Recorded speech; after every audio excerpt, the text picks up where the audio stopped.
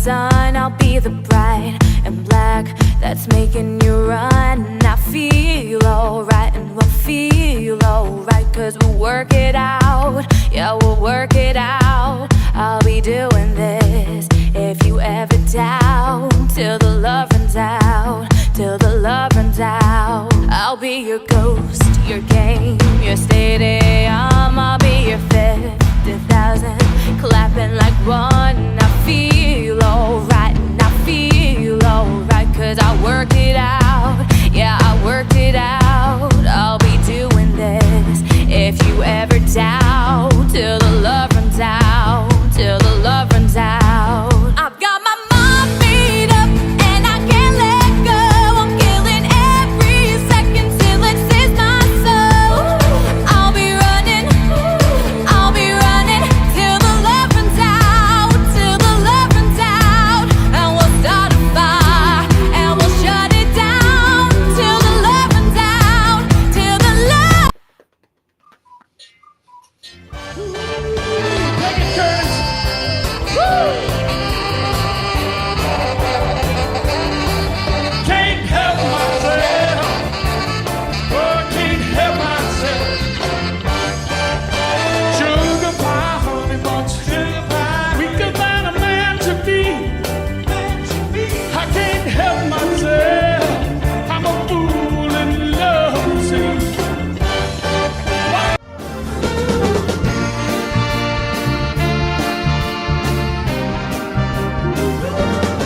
So be young, be foolish, but be happy. So be young, be foolish, but be happy. Don't let the rain get you down. It's a waste of time. Have your fun, live every day in the bright sunshine. Same old story all over the world. Girl needs boy and boy needs girl. So be young, be foolish, but be happy. So be young. All right, we give y'all a little bit of music here from the 10 Times Bands. We have Lanny Thomas on here. He is the drummer. He can just tear those drums up. The music is fantastic. I listen to it a lot. I use it sometimes as a background because you do a lot of cover music. I need a good cover band. You're it. And you'll sound great. And with a little bit of people that you've heard this, you'll miss out if you do not go see them if they're in your area. Or hey, if you go on vacation, find out where they're at. Go on their website, and I believe it's got everything scheduled there, right, Lanny? It does. And it's just simply the 10times.com. But it's spelled a little funny, TYN for 10, and times the old-fashioned way, TYMES. But Jerry, let me tell you how much I appreciate being here with you tonight. And this is truly an honor for me, and to visit with you and your guests. And by the way, I talked to a couple other DJs, and you got a great reputation in the industry. And I just wanted you to know that. Well, I appreciate that. I got to ask you, how did you come up with the 10 Times Band and the spelling of it? Okay. Actually, 10 members, that part was pretty easy, coming up with the 10. And we spelt the times, TYMES, because we were going to play oldies music, and so actually Jerry Rickles, who's our lead singer, I believe his father came up with a lettering. He was a sign painter, and he came up with that lettering. We used to have the two Y's made musical notes, if you can imagine that. And but anyway, that's how we came up with the spelling. It actually started with spelling times the old way, and then so we just changed the 10 to TYN, and just gave it a little better visual. I kind of thought that it was a British thing. Well, it kind of looked British, doesn't it? But it did. Remember the what was it? The funny guy used to come on, Benny Hinn. Oh yeah, I love this show. People Yeah. ain't gonna. They probably don't even know who that is. Only older guys here, we know it. Yeah, we do. He Yeah, was so funny, you know. yeah. Now was and growing up, was any of your family members, your mom, and dad, musicians or plays instruments? No, none of them. I'm the only musician on any side, or at least I can't think of any. So I didn't have any brothers or sisters, and neither one of my parents played an instrument of any kind. And so, no, there wasn't anyone in my family that played an instrument. Well, Now, on my wife's side, I don't know if you saw that guitar a few minutes ago, but anyway, there's a guitar hanging up back there. Her father played bass with several famous people: Johnny Cash, Jeannie C. Riley, and Earl Thomas Conley, I believe it was. So he played with some big time folks. I'm just doing a couple switches here. I'm trying to get you over. Okay. I can see where I could see that guitar right there. So uh, your wife played with, Now, my wife's father, father played with. yeah, he gave her that guitar, though. That's where that guitar came from. But Oh, he actually okay. played bass with Johnny Cash. Wow, Johnny Cash. Let's see if I can show Yeah, you. There's the there we guitar. go. Yeah, Yeah, I had to switch you over to the other side for me to do that. There it is. Yes. yeah. Got my old deer hunting rifle up in there too, I see. Yeah, I noticed that too. I said, well, that's a new instrument. Oh, yeah. Now, what made you? We talked about this earlier. Want to play drums? Uh, Yeah, I actually wanted to play drums when I was a real small kid. I mean, preschool, but I decided I would join the band. I was too small to play football, so I joined the band, and the band director sent me home with a trombone. And I took that thing home and didn't do much with it. And my father woke me up the next morning. He put the thing together and came close to my ear and came in there blowing that thing back and forth and laughing about it. And he, after I got up and he said, "You don't want to play this thing." I said, "Go back and tell that band director you want to play drums." He said, "I know that's what you really want to do." And so that's what happened. I went back and I told the band director that I actually wanted to play drums. He said, "Well, we got a whole lot of drummers. That's why I gave you a trombone." And he said, there'd be a lot of competition to get in that drum line. And I said, "Well, that's okay. I'll take that on." And make a long story short, before I was a senior, I was the leader of the drum section. And wow. at 15, I was playing with some little bands. And actually, I wasn't old enough. I wasn't even supposed to go in these places. Uh, but they would sneak me in, and I'd set up my kit and play. I was playing with some club bands when I was 14.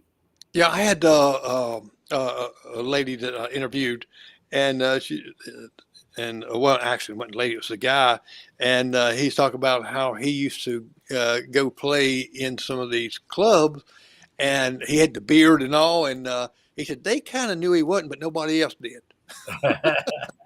Well, I wasn't old enough to have a beard even back that day in that time, but they, of course, I didn't drink or anything, So, but and they were adults with me, so they let me do it anyway. We Well, played it. We played in some rough places. I remember one time a fight broke out and people were fighting and everything, and I was sneaking out with one drum at a time, trying to get out of that place. So it's been an interesting ride. you can't leave drums behind, can you? No. Uh, My grandson, he used to was growing up and all, and he used to sit around and he'd beat on the table and beat on this right here, and I'd tell him, says, "You got to stop beating on the table. You got to stop beating on the table." He wouldn't. I know he might be could be a good drummer, but I used to tell him that. But now, did you do the same thing growing up? I did. I beat on everything. My mother got on me pretty good for putting dents and stuff, But even today, if I'm driving down the highway and I hear something, I'll be playing on that steering wheel. Drives my wife crazy. I was going to ask you, how's the wife handle that? Well, she does though. She's real good about it, but at the same time, she actually just kids me about it. I do it instinctively without even thinking about it. Now you've been playing, I guess, since 1966. Was it the Gadsden band at that time, or? Well, there were two opposing competitive high schools in our city. One was called the Emma Sansom High, and the other one was called Gadsden High. You got that right. And it's really an unusual band. The rhythm section, which included the lead singer and the back line, the keyboard, the lead guitar, the drums, the bass guitar, all came from Emma Sansom. And all the horns came from Gadsden High, which was real unusual because the two schools hated each other, but we all, kind of like Clemson and Gamecocks. absolutely.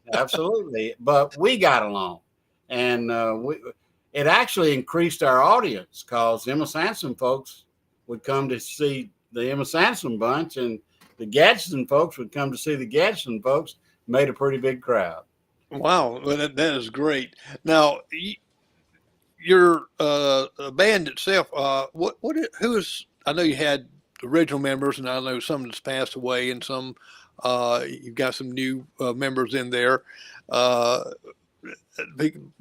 I love about your band is the brass into it, because you don't see too many bands that they might have one horn or something like that, and where you got many, which really brings out the R&B, the good beach music, and all kind of music. Because you've got a list and list and list of music y'all play, and sounds great. Especially I listen to Get Ready, and I said, man, that sounds just like them.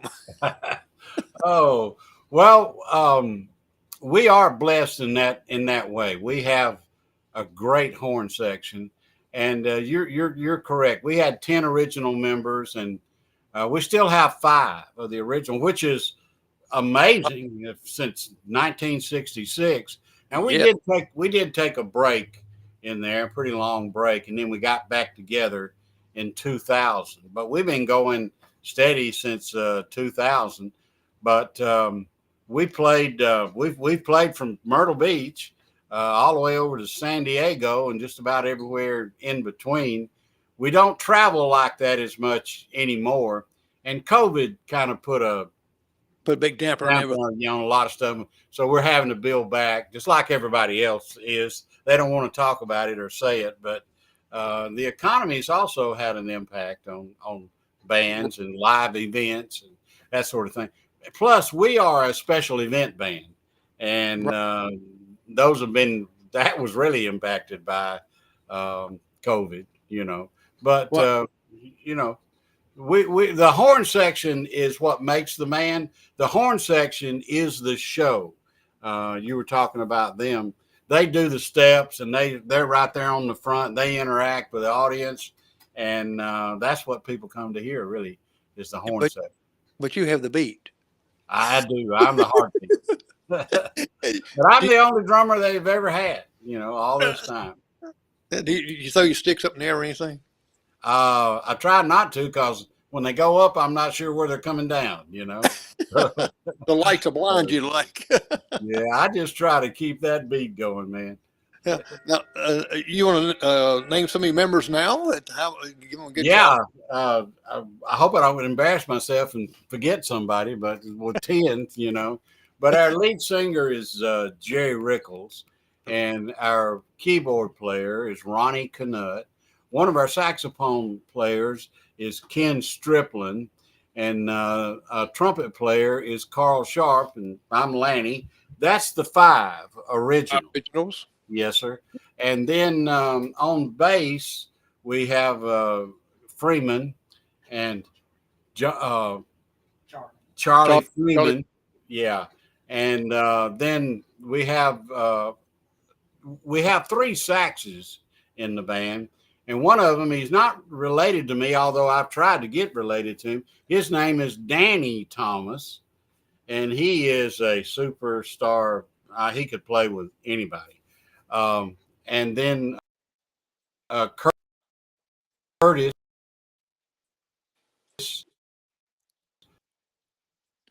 Breaking up just a little bit. song "Love You More Today Than Yesterday." Pardon me. I say you're breaking up just a Speak little up. bit, but you're fine now. Okay. No, you Are was we breaking back up a now? little bit. Yes. Okay. Yeah. No, you're Curtis talking about Danny Bertram. Thomas and Lanny Thomas. Danny Thomas and Lanny Yeah. Thomas. That I couldn't play in the band because I would get confused. Oh, well, we do get confused, but he is an awesome saxophone player. And then Curtis Bertram is the other sax player. And I think that's all 10 of us. I hope I hadn't left anybody out. It was Brian Wait a Bankston. minute. There's a trumpet player. Brian Bankston is the other trumpet player. Yeah. Okay, So I think I got Carl, everybody. you got Carl Sharp. Well, I mentioned him earlier. Carl Sharp is one of the original five. Yeah. Okay. Now, you just celebrated, well, you're about 52 years in now. Was it like 50 years anniversary? Yeah, that's correct. Well, we didn't because it actually hit during COVID. But so we didn't really have a tribute or anything or a bad time to hit what? Yeah, and I'll be honest with you, we don't brag about being that old a whole lot, Well, yeah, I still feel people still say, yeah, I look like I'm 60, but another line. Oh, yeah, I talked to several bands that during COVID time that they actually started doing some free concerts on air, on the social media, and just to get just to be playing. And right. I know Ronnie McDowell does that still yet. Had him on here the other week, and he still does a lot on on social media. Yeah, I remember watching the Swinging Medallions during that time. They were doing some stuff on Yes. Live media, and but we just never did do that. I don't have a good answer for why. It just wasn't something that we wanted to do. I tell you what, my personal thought of it is, we feed off that audience. And if that audience isn't there, it just isn't the same for us. I mean, it's all about the audience with us. Well, it would be. It's just like I was trying to switch something back here. I was going. There we go. It's almost like this right here is what you hear on social media. Oh, absolutely, yeah. It's kind of they sing with us. They know the songs and they're into it. And we do a little medley of "Hey Baby" and "You're So Beautiful." And when we go into it's really 39, 21, 40 shape is the song, and we do a medley between those. And the chorus, we always go into "Hey Baby." And you'll see a lot of photographs of events we've done with everybody's got their hands in the air and they're doing all. You've seen those. Well, that's what we call the "Hey Baby" chorus, and they're really they get into that. It's kind of like the Sweet Caroline, right? Yeah, I've seen even smaller generations, the millenniums, that when they hear that, first thing is bump. They know exactly when you come. Exactly. Yeah. And the same thing, like you saying there, they know the songs. They know the songs. When to come in, and this type of music moves people. I mean, I don't care if you're sitting there and all of a sudden this music come on, your foot's going to start tapping, and next thing you're going to start bobbing your head. And if you know how to dance, you'll get up and dance. Exactly. We've really been blessed with audiences that were into what we were doing, and they stand up and come up to the stage, and even if it's a private event where there's tables and all that stuff, they still gather at the front of the stage. And like I said, that front line, those horns are interacting with those people, and they're doing steps, and the audience will start doing steps. They even know the steps that the guys are doing. So it is a party band. And you mentioned the type of music that we do. I think our song list has really helped us create a big audience following. We just happen to get a song list that they just love, and they're just into it. Well, your song list is tremendous long. I mean, it's just almost that every song you've heard in R&B, beach music, you're playing it, and not only just playing it, you're playing it well. Well, And thank you. I mean, it just sometimes you're hate to say it, you're better than some of the original. And, Well, one of always, if it wasn't for the originals, we wouldn't have it, So it's a lot more to write one and put those things together than it is just to copy them. But at the same time, we try to give them as best of a tribute, I guess you'd call it, as we possibly can. And we're real serious about that. If there is a song, and there have been some that we didn't feel like it was giving it the justice, first of all, for the audience, as well as the original artist, then we just took it off the list. right. Now, do you?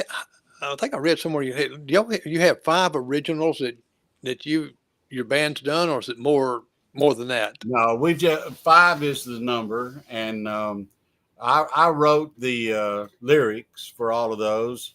And there used to be, he passed away, my co-writer, Mark Phillips out of Birmingham. And I wrote the songs. And then when I say I wrote them, I put all the words down on paper. I don't play a melodic instrument of any kind. I just play drums. So I had to sing what my ideas were, and I'm not a singer, I can tell you that.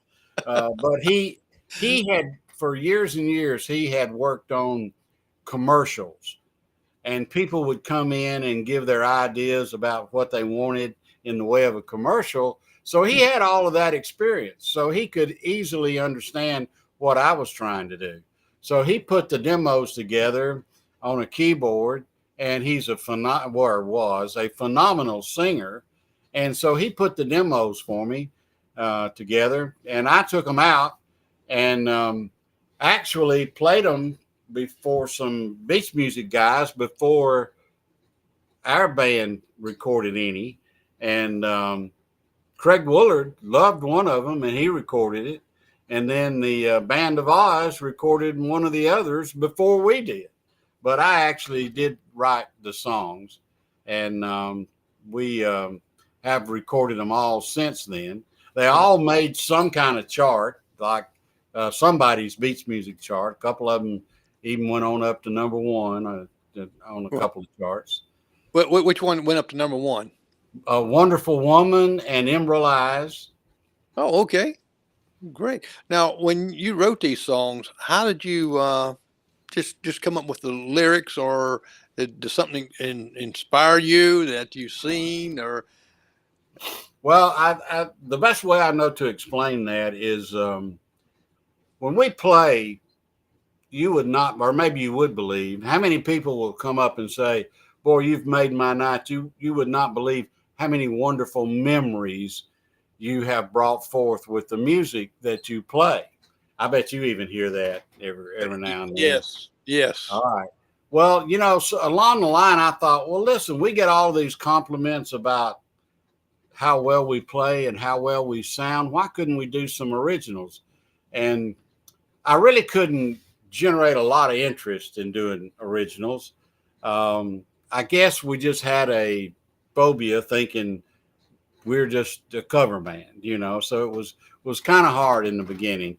But so the thing is, all those memories, and I was thinking, if I look back in my own life, there'll be some memories and things that maybe I could write some lyrics about. And so that's basically what happened. I mean, here I am. I was in my 60s, and I'm thinking about high school and college days and some memories that I had, and sort of put those stories together to make a song. Oh, wow. Because the reason I asked, as far as writing the songs like that, Richard Sturban was telling me how uh, his writer wrote Elvira, and I never heard it before until he told me. He said that he stopped at a stop sign and looked up, and there was a road sign that had Elvira on it.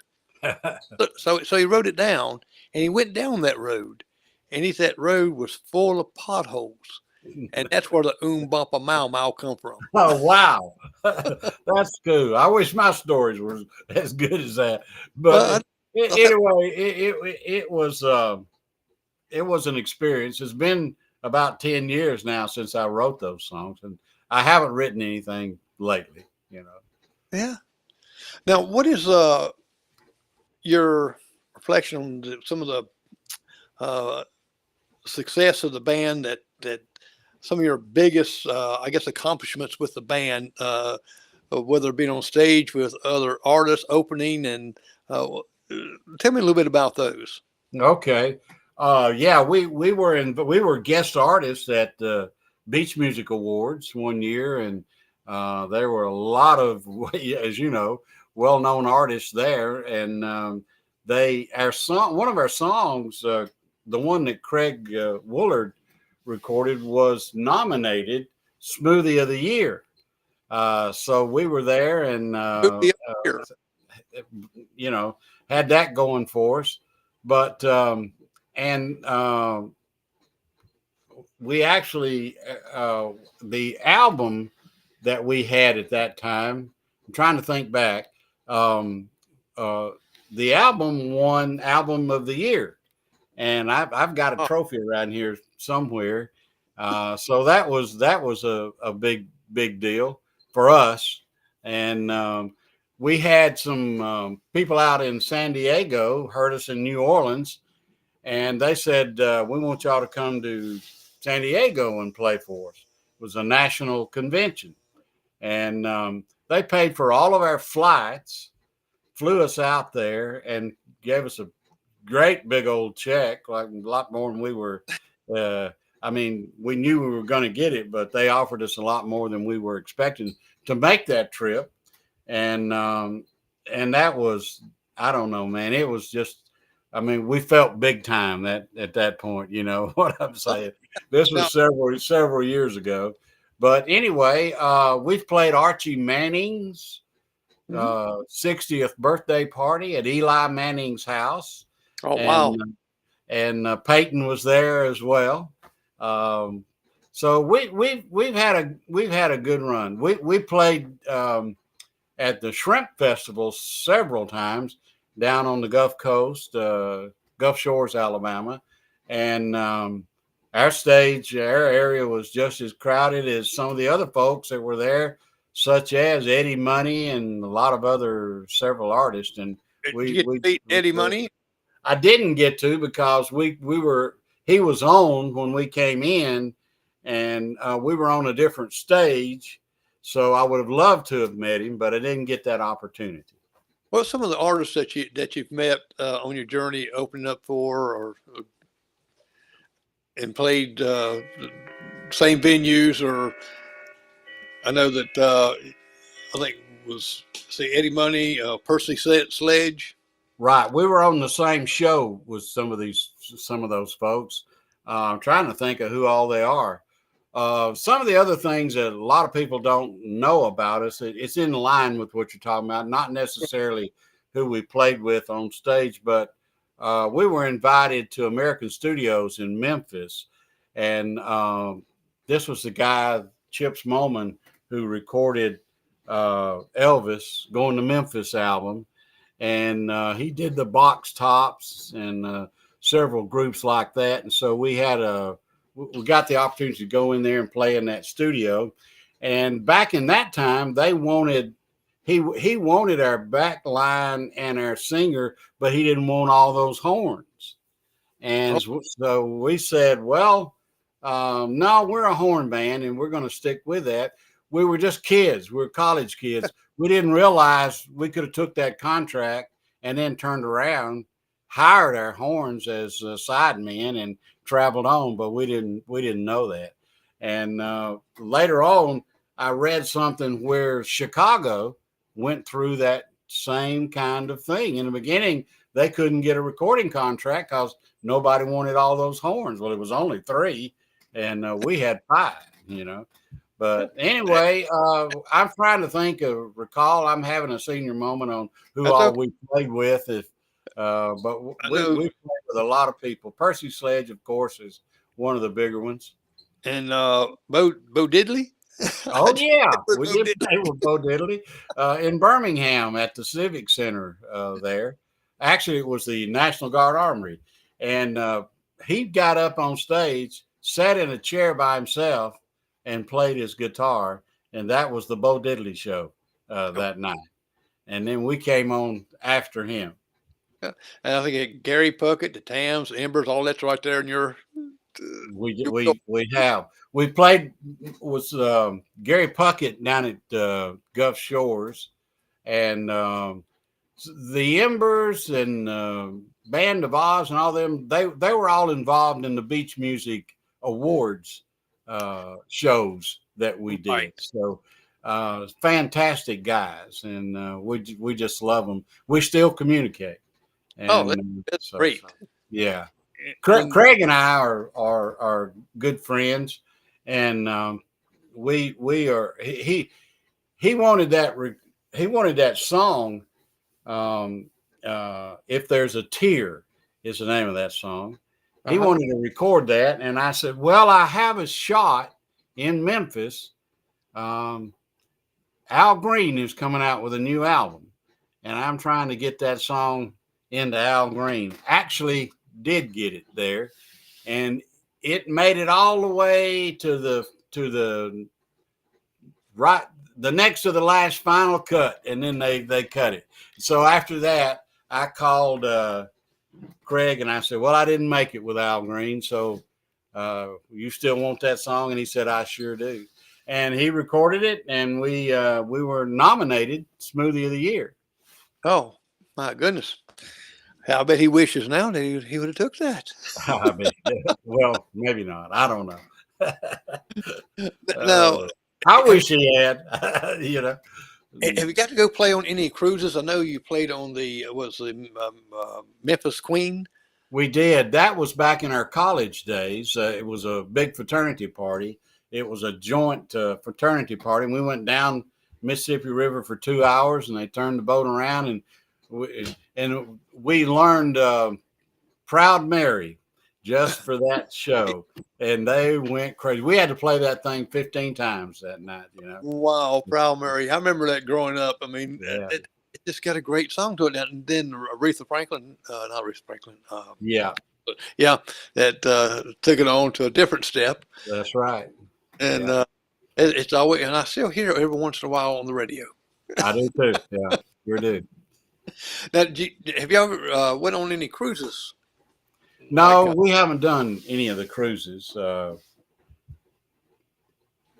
don't even think we've been invited to do any of the cruises. oh Yeah. man, that's the wives would love it. Oh, I know. I Cruise. know. Yeah. Um, I'm trying to think. Seemed like there was an invite one time, and something about our schedule we couldn't make it work out. Well, I've been on several cruises, and y'all would blow them away. I mean, Get us on there. y'all would just definitely blow them away. I even got on stage and sung a song on one of the cruises. They had like 4,000 people there, Wow. and they said, I guess it's like a talent thing, and I think I won a ship on a stick. It's a little bitty thing. I'll sing one of Elvis songs. You know, everybody can sing an Elvis song. Oh, there you go. Everybody but me. I can't say that was so funny. Like I told you, I wrote those songs. I can't even sing, and that's why I went to Mark, because I knew he could get it. He could understand what I was trying to do. Has the band since 1960? Have y'all ran across any venues that you where Elvis was at, or cross paths? No. Trying to think. No. We did play at the Memphis Country Club one time, and we were hoping maybe he'd be around, but he wasn't there. But I have an interesting story about that, if you want me to share it with you. Yes, tell it. College kids, we're playing fraternity parties. We're partying everywhere we go. And when the party is over at the fraternity house, all of the kids would follow us to our motel. So we got thrown out of Holiday Inn time and time and time again. And so one day we get a letter in the mail, and it's from the headquarters of the Holiday Inn. And the letter read, "This is to hereby notify you that the 10 Times Band is banned, no longer able to stay in a Holiday Inn worldwide." So, no. You got thrown out. It's almost like the movie. He got threw out of Woolworths, and the guy says, "All of the Woolworths, or just this one?" Yeah, well, it was all of them.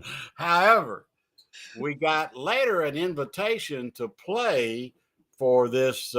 We call some people call it a Baldior, a coming out event for a guy's daughter, a wealthy person in Memphis, and it turns out that it is the CEO of Holiday Inns International.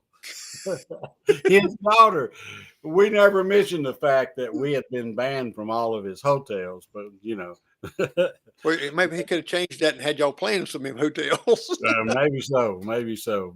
A lot of the hotels used to have bands in them. It's like far and from between now. You don't see that many. You used to see in different towns and like that, where either the Holiday Inn or Marriott or something like that, they had bands would come in and play, and it would draw the crowd. And Right, yeah.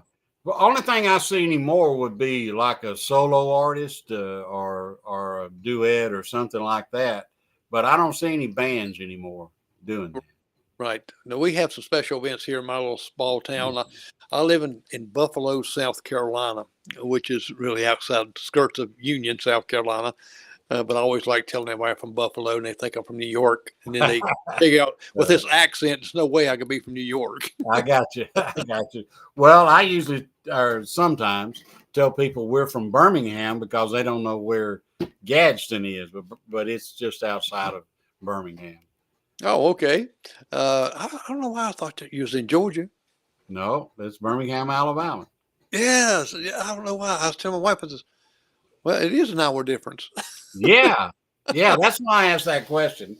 Well, I know, and then after I went back and read it, well, he thinks I'm thinking 6 or 7, and actually, there's both the same.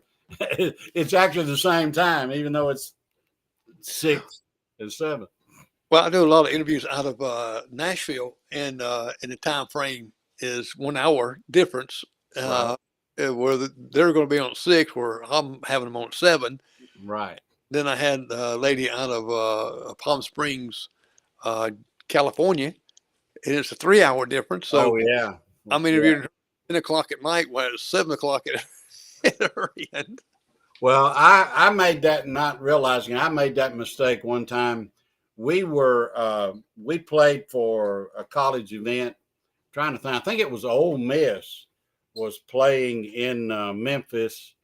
Maybe they were playing Vanderbilt or somebody like that. But anyway, they had booked the B.B. King Club in Memphis, and we played there. And so the manager really liked us, and I was talking to him and everything, and he said, "Well, maybe we can do another gig somewhere down the road." Well, one morning I got the bright idea I'd call him up and talk to him about playing. I did not know that he lived in Los Angeles, and so it's like 7 o'clock my time, and so I'm calling him and saying, "Hey, good morning, how you doing?" This, that, and the other. And he said, "Who is this?" And he said, "Do you?" And I told him it's Lanny from Alabama 10 times. He said, "Do you realize what time it is here?" I had woke him up. Needless to say, that was not a good sales pitch from that Yeah, point on. you should have told him you're somebody else. Sorry, wrong number. I know. Yeah, I should have blamed it on some band I didn't want to get that job, I guess, Yeah, I had with a couple interviews with T.G. Shepherd and someone else, and that's when the hurricane come through, and we had no power, we had no internet, and they called me on the phone and says, "Are we supposed to have this right here?" I says, "Well, your manager should have told you that we don't have nothing. We can't." I said, "I can't even make a phone call." Oh, wow. But was talking about Elvis there. T.G. Shepherd told me an interesting story about him leaving at 15 years old, crawling out of his house and going to Memphis and living off the street. And at 15 years old, pursuing his music. Wow. And he got to stay. One of his friends happened to be running a skating rink, and so he went skating. He was leaving, and they were shutting down. These two big Cadillacs poured up. Well, Elvis gets out of it and asks him, says, we're going to go skating?" He said, "Well, they're closed." He says, "Not for me." And he said they skated to 5 o'clock in the morning. Wow. And then he asked him, was he hungry? He said, "Me eating out of garbage cans? Yes, I was hungry." And he said he took him home and fed him peanut butter and banana sandwiches. And then he had I knew he liked those. Yeah, I'd heard that. Yeah, and he said the driver, told him to take him where he wants to go, and he took his number. And T.J. Shepherd said, he'll never call me. Next day, he called him and said, "Hey, you want to go to a movie?"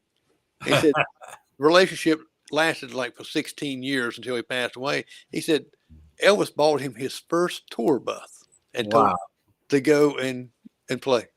Mm. And he told a lot of stories like that. I haven't uploaded this yet, the interview, but I thought that was very interesting, and that's why I asked you if you ran across the paths there, because y'all played. How many? You count how many states that your band has played in? I can't remember. We played throughout all the southern states, and but we didn't get much further than Kentucky. But we did North Carolina, South Carolina, but we played Florida, of course, Alabama, Mississippi, Arkansas, all the way over Texas, California. We've had a good ride, and we're still excited about it. Well, have you ever tried counting how many venues you've played at? No, no, I haven't. I hate to say this, but it's not a memory problem. It's just that there's so many, and I don't mean to be bragging about it. I don't want to sound braggadocious, but I really don't remember some of them until somebody mentions it, and maybe something that happened there. We've played a lot. Yeah. Now, Christmas time was coming up. Have y'all did some Christmas tunes? No, we've never done that. I was thinking about that today, and I thought, wouldn't it be great if we had some? But we have never done that. Yeah, with those horns and stuff like that. Oh, I know. It would be awesome. I know. And the little drummer boy. That's true. Yeah, it is something I am going to talk to the band about, but it's a little late for this year. But it's something we ought to do and should have already done. Yeah, well, I just thought about especially the horn stuff. I've listened to some of the Christmas music. Matter of fact, today, And I said, I got to ask that question because I said, because they had a little horn, a couple of horns in theirs, Right. Man, you'll blow that away. Well, I tell you, that's what being a drummer in a horn band is really a treat. I mean, Yeah. I played earlier in other bands that didn't have horns, and I really didn't know what it was all about. But when I got the invite to join this band and got that feel and that sound, and I really love it because, well, it's like this drum kit behind me. You got trumpets going, you got a higher sounding cymbal that can go with that. Well, you don't get that if you don't have the horns. It's just a cymbal, Right. But there's just little things like that that make a difference in a horn band. That doesn't sound like much, but it is if you're playing that instrument. Now, And how many drum sets you got? well, I have two. Is all Two? I have. Yeah. I figured. Now I have access to others. Our sound people sometimes set up a different kit from my own kit that I play on when we go to a venue. Maybe it's a long trip or something of that nature, or maybe we've got two gigs fairly close together. We'll have to have two kits and that sort of thing. And your band has made CDs? We do. We have, I believe we have 4 CDs now. Okay. And they can go on your website. They can, or they can go to our Facebook page. I really prefer they go to the Facebook page, and they can go to the website tyntys.com and send a private message there, and I'll make sure they get a CD. But you can do the same thing on our Facebook page. Right. Now, let me ask you a little bit about Reverb Nation. How did you get connected there? And and if people don't know what Reverb Nation is, it's a great source for audience, musicians like yourself and others to hear their music and their cover music and their original music. And it really is a great source when I'm playing some things that's social media wise, and I use Reverb Nation a lot to bring in some of the artists that the music I want to play because I don't get dinged on it. Right. There you go. Well, someone mentioned it to me. I think maybe what really happened was I was promoting us on Facebook or maybe our other page, and I got an invite from this organization called Reverb Nation, and I checked it out and found out they had a huge following, and all of these bands were on their listings, and so I gave it a shot and started sharing the songs that I posted there on some of the beach music pages. And make a long story short, there were periods I'm not doing much of that right now. Again, COVID kind of slowed all the stuff down, but we were number one for months and months and months in all of the categories for Reverb Nation. They have local, regional, national, and international, and we were literally number one on all of those time and time again. And we're still number one, I think, regionally, but I hadn't pushed it in forever, Now, you have one CD out called Sand and Soul. Right. And That has our original tunes on it. Okay, and it's a little mixture of soul and beach music, right? That's correct. Yeah. And now you signed a record deal, if I'm correct on that. That's correct. And who's this with? Bentley Records. They contacted us, and I was a little bit dubious. And then anybody can go and check them out. let me say why I'm dubious.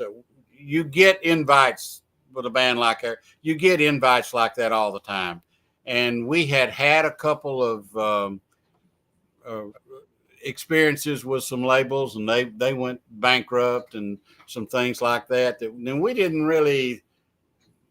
We went to Reverb Nation. I mean, we didn't really feel like we needed a label, but I checked these people out, and they're for real, and they are international, and we've got a spot with them, and they've released several of our songs, and we're very happy with them. They started us out, as old as we are, in our artist development area, so that told me right off, well, these people are for real, you know.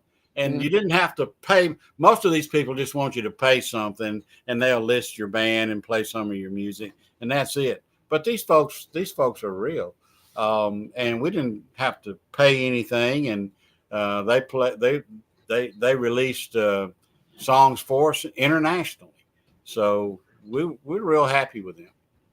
Yeah, and our friend Pat Quinn, he loves playing your music, and he's a big fan of yours. Well, I'm a big fan of Pat's, and you too, Jerry. But understand that Pat and I go way back to the 2000 year to 24 years. Pat and I, he is part of the reason that we got involved in the beach music. That's a little bit of a story. We were playing all these songs. We had no label or had ever heard of any tag called beach music. What's that? We don't know. We're just playing these songs. And somebody came up to us one time after a gig and said, "I'm so glad y'all were here tonight. It reminds me of being at home," with some college kid, "being at home with all of the beach music." And we said, "Beach music? You mean like the Beach Boys?" No. This is what they shag to in the Carolinas, that kind of beach music. We really didn't know we were playing beach music. We were playing what we call Southern Soul, Wilson Pickett, and those kind of things. And so when we found out what beach music was all about, we were a natural fit. I mean, we just fit right in. Pat Gwynn saw that early on and got us involved, really. Now, can you do any shagging? Me personally? Yes. No. I can play it for you, though. I can play that shuffle beat for you, but I can't dance it. So now you can't sing and you can't dance. So you focus all your talent on your drum playing. That's exactly right. That's it. But Well, I gotta one trick pony. Now, do you play any practical jokes on the band members? Because I read some of your stuff, and some of your stuff is real funny you put out there. And I said, wait, he's got to be some joker there. Oh, I'm trying to think. I can't come up with something on the spot like that, Jerry. I'm sorry. We're brothers. We love each other, and sure, we kid around and do some things. And I probably better not tell some of those stories on public events. But anyway, I'm not that kind of practical joker, So I don't have. I wish I had something to share with you, but I don't. Yeah. So I just like I said, people, if you want to read, you need to go ahead and friend Lanny here on his page, because he does come up with some funny stuff. Well, I do. I have a pretty good following on there, as you noticed, and I try to make somebody smile. That's part of what I do. At least somebody every day, And if I can just get a giggle out of them, that's an improvement for them. And I do work at that. Exactly. That's why I comment back on it. Some of my wife says, "I can't believe you commented that. You put that on." That's why he started it. Yeah. But what are some places you got already scheduled to coming up? Well, we don't advertise our private parties, and you can kind of understand that. Oh, But let me share with the next public thing that we have coming up. It is not until February, but it's February the 15th. It's in Gadsden, Alabama. It'll be loaded with beach music, and we do have people come from the Carolinas all the way down to Gadsden, Alabama, and it'll be on the website and on the Facebook page where they can come and be with us. But and then later on, we have an annual thing that we do, and it's also in Gadsden, but it's usually the first Saturday in August. But that's a little bit out.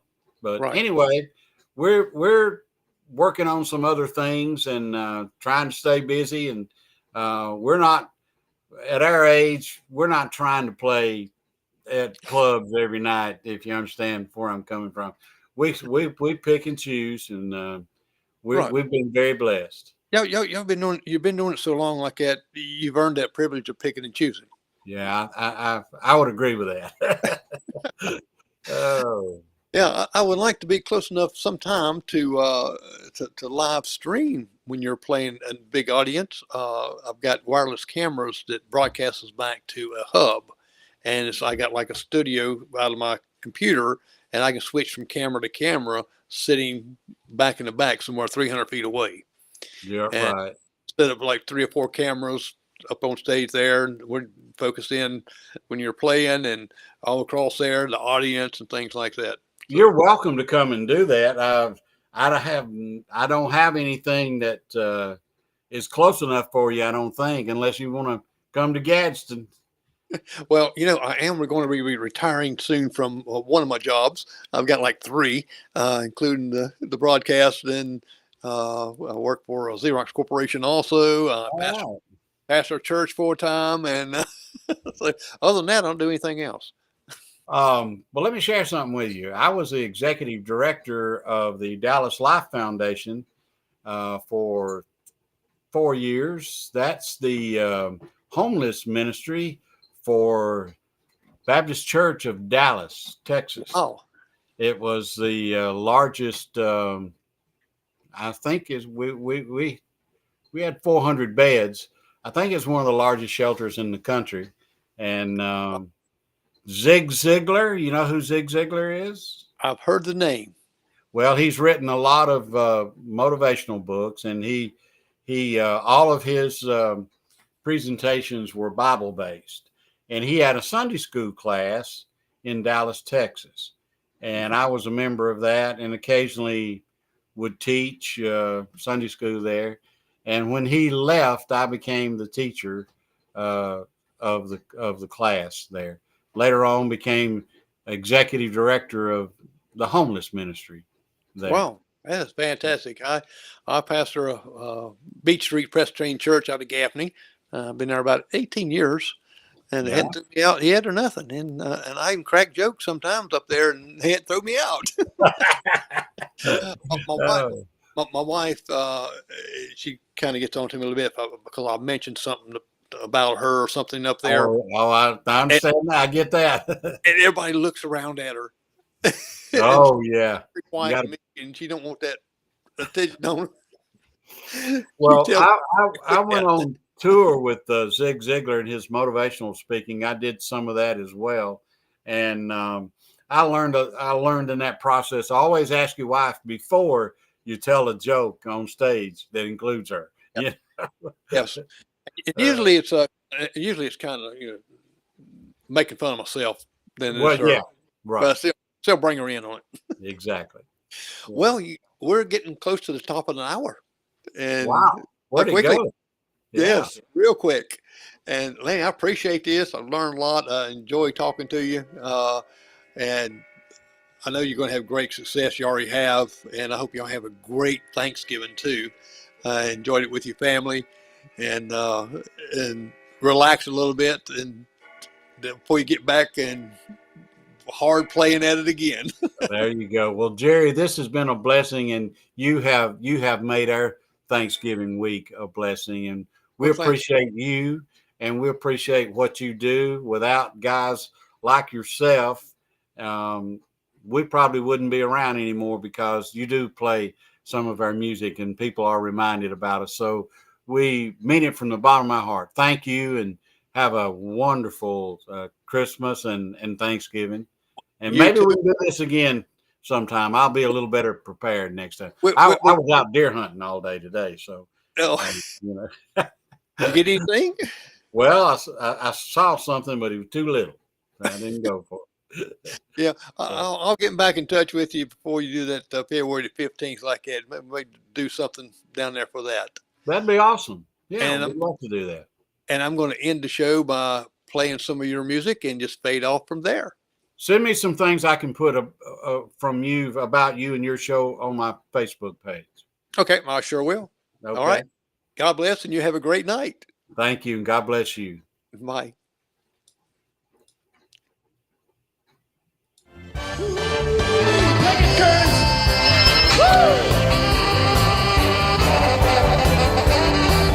Can't help myself. Oh, can't help myself. Sugar pie, honey buns, sugar pie. Weaker than a man to be. I can't help myself.